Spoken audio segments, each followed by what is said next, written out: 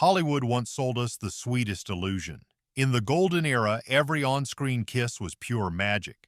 But what if those radiant smiles hid grudges sharp enough to slice celluloid?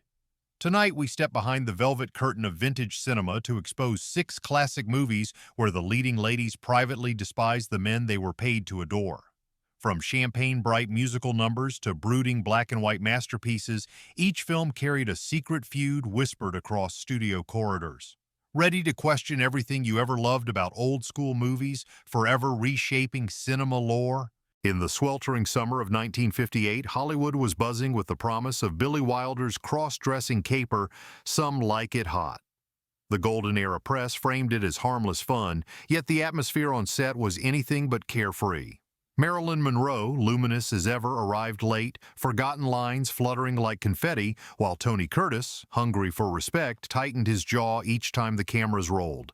Beneath vintage studio lights, 2 icons prepared to fake the most famous kiss in comedy. The moment Wilder called action, Curtis delivered his line, kissed Monroe, and later blurted to a gossip reporter that locking lips with her was like kissing a certain 20th century dictator. Half a century later, that offhand jab still detonates social feeds devoted to classic cinema. Curtis insisted he was joking. Monroe never laughed. Rumor mills, then Telegram, now TikTok, whisper she was secretly pregnant during production, possibly with Curtis's child. For students of film history, this single barb remains a case study in how studio mythology collides with messy reality, making vintage Hollywood feel eerily modern. Behind closed dressing room doors, Curtis grumbled that Monroe's endless retakes were sabotaging the schedule, while crew members recall her quietly crying between setups, worn down by insomnia and studio pressure. The clash of egos and vulnerabilities gave Wilder a lightning bolt of chemistry the audience adored, but cost the stars their fragile friendship. Today, fans of retro movies debate whether the friction elevated the comedy or merely masked real pain etched into nitrate. And if you think that ice-cold kiss was the height of backstage bitterness, wait until you hear how a brooding 50-something leading man froze out a 20-something ingenue on the Sabrina set. Paramount Studios, 1953, sun-bleached bungalows and the smell of fresh celluloid signaled another day in Hollywood's golden age, yet tension thickened the air on the set of Sabrina. Audrey Hepburn, 24, drifted through the gates like a spring breeze, while 54-year-old Humphrey Bogart arrived in a cloud of camels and quiet contempt. Studio brass expected effortless charm. Instead, they got daggers behind tight smiles. Bogart never wanted the job. He believed the script favored William Holden and grumbled that the kid was too green for serious cinema. Between takes, he rewrote dialogue with a stubby pencil, brushing off director Billy Wilder's notes. Hepburn, fresh off her Oscar for Roman Holiday, met every jab with disarming courtesy that only sharpened his irritation. Crew whispers claimed Lauren Bacall phoned the set daily to keep tabs, fueling rumors that Bogart resented any woman who dared steal his limelight. What audiences still cherish as a classic film about impossible love was, backstage, a slow-burn duel. Bogart mocked Hepburn's stumbles. She apologized, then quietly asked Holden to rehearse so she could bury the next scene. Holden praised her grace. Bogart muttered about conspiracy. The camera captured champagne elegance, yet the raw footage crackles with unscripted frost. Retro bloggers freeze-framed their clashing eyes, proof that vintage movies can hide volcanic grudges. Even rehearsals crackled with veiled scandal. And if Bogart's barbs felt sharp, they were nothing compared to the full-force slap Bette Davis prepared for her swashbuckling co-star, an impact that would echo far beyond the palace walls of Hollywood.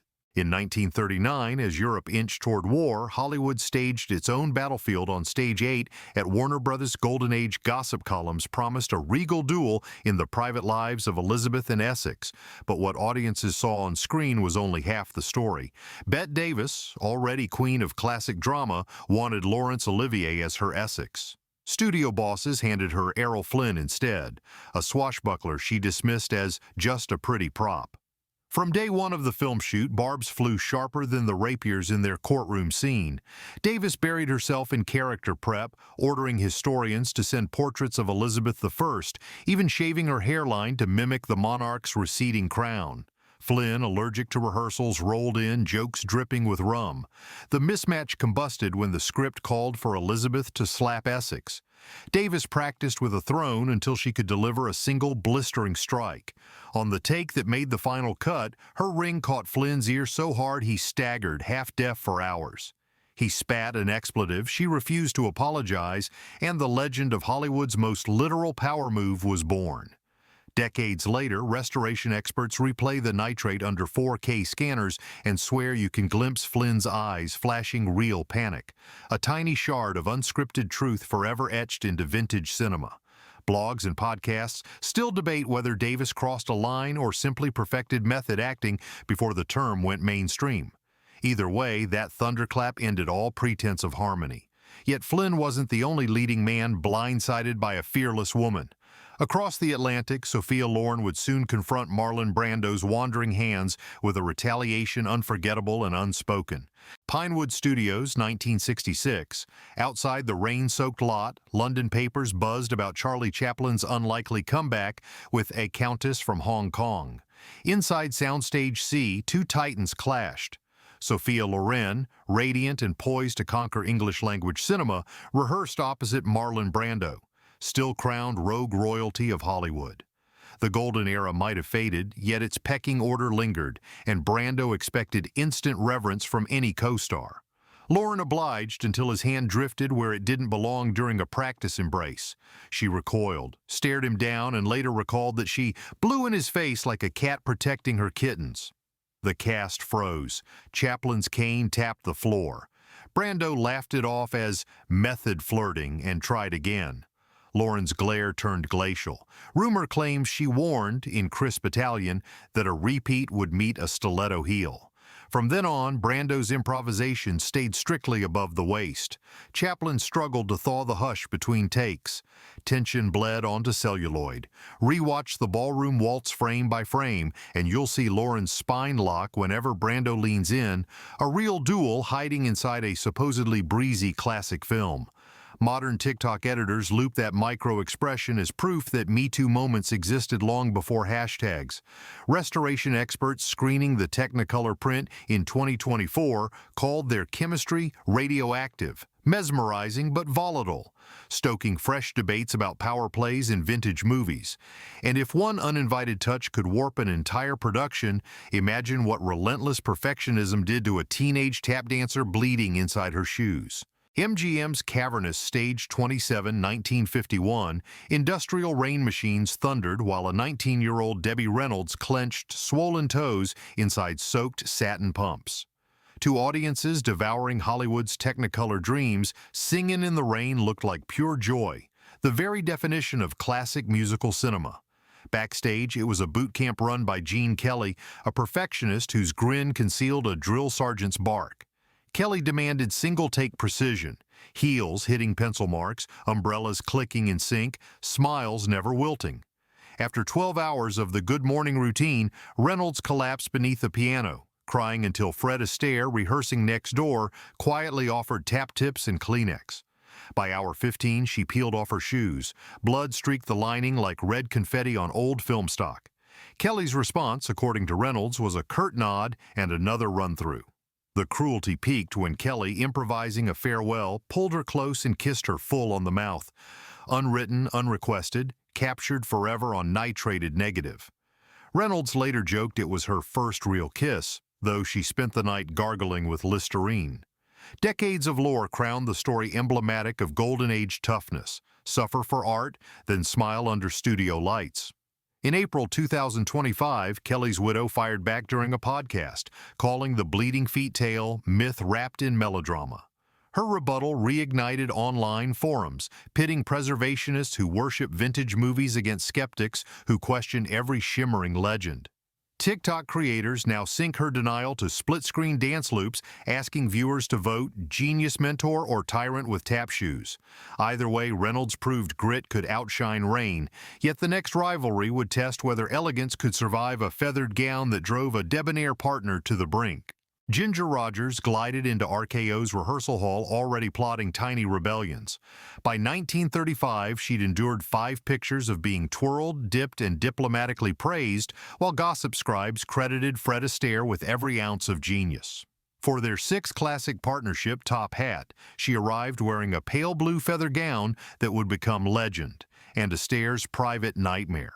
Each spin shed plumes like confetti across the polished floor, clogging his tuxedo lapel and sticking to his sweaty brow.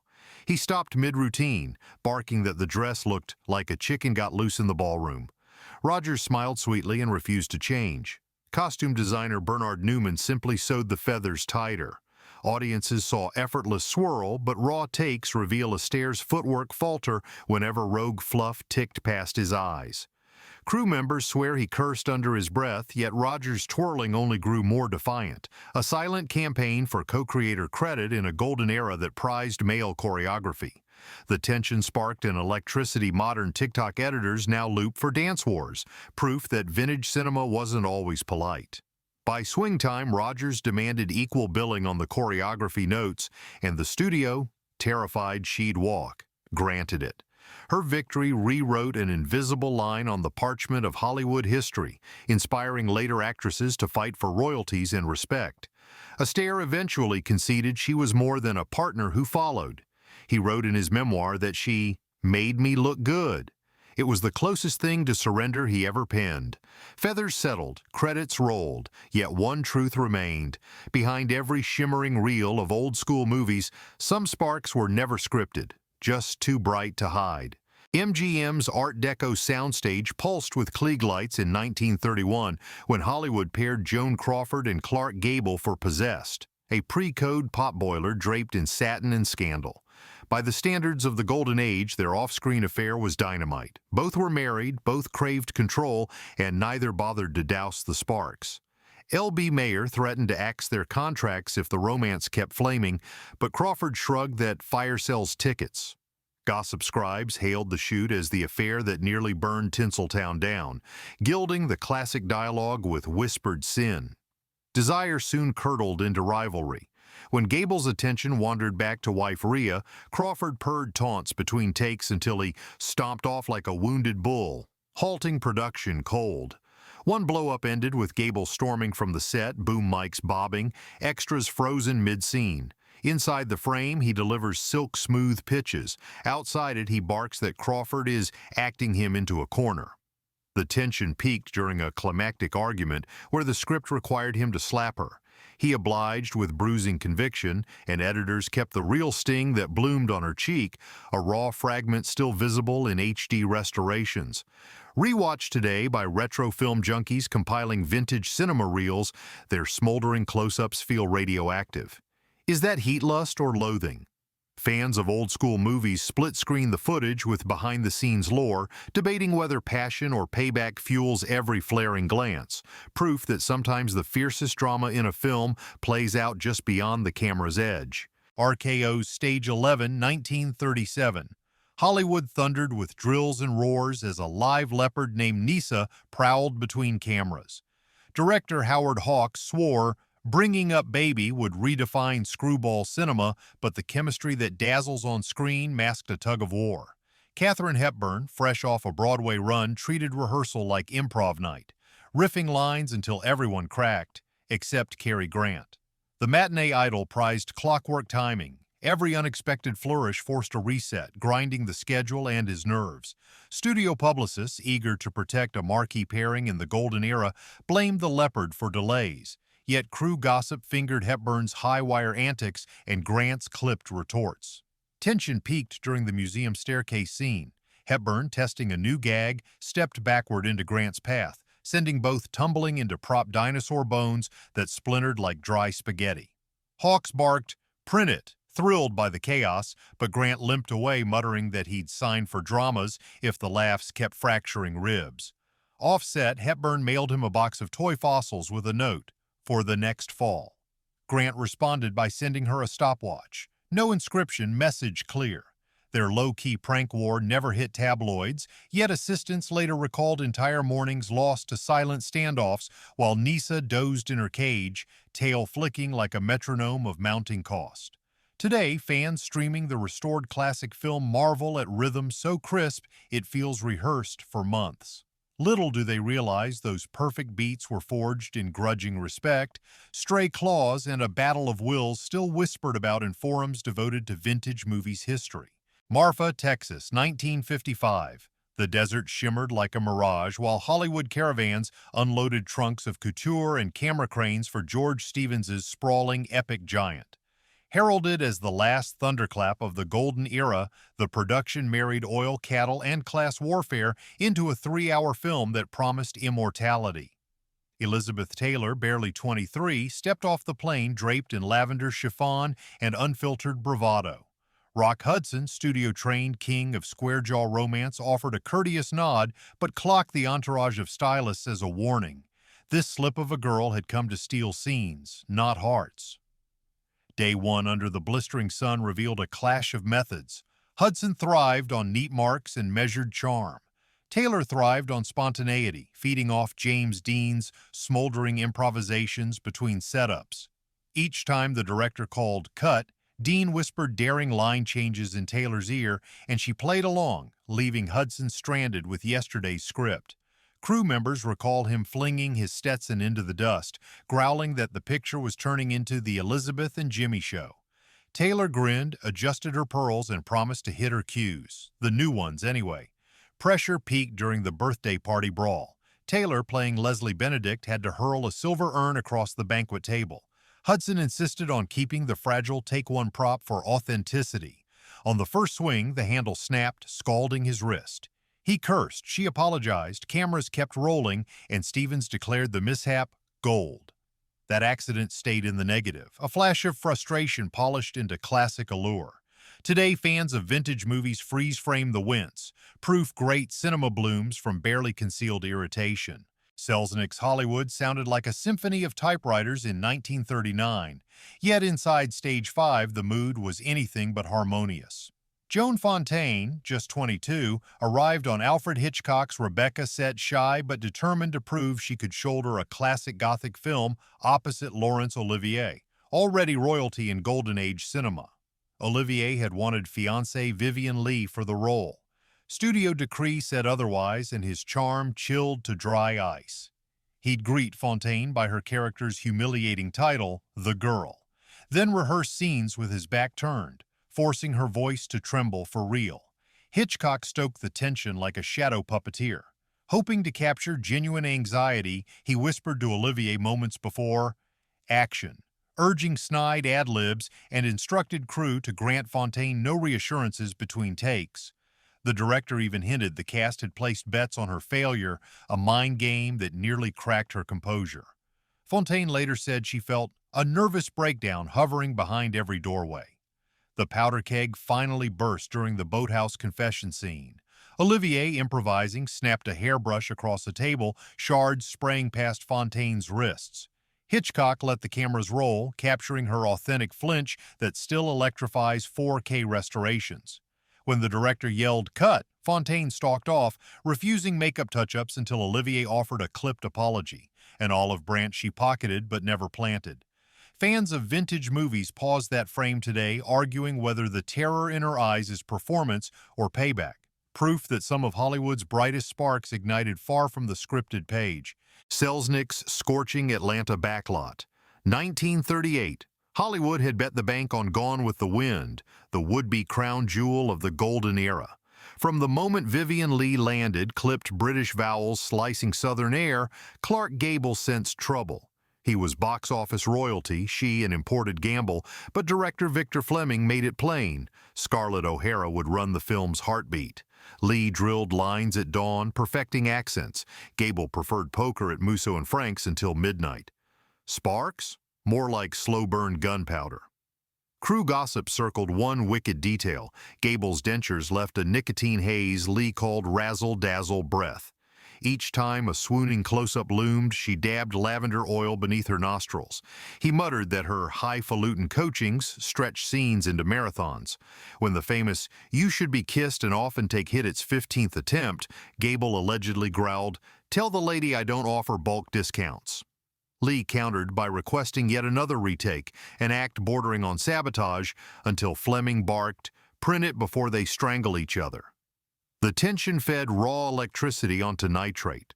Watch the 4K restoration and you'll spot Lee's shoulders stiffen as Gable sweeps her up the staircase, a flash of genuine resistance now etched into classic cinema lore. Vintage movie pundits scour frame 34,721 for proof, a micro-flinch, a clenched jaw, that romance was 90% paycheck, 10% peril. Yet the paradox endures. Audiences still melt over their chemistry, proof that movies can spin friction into myth.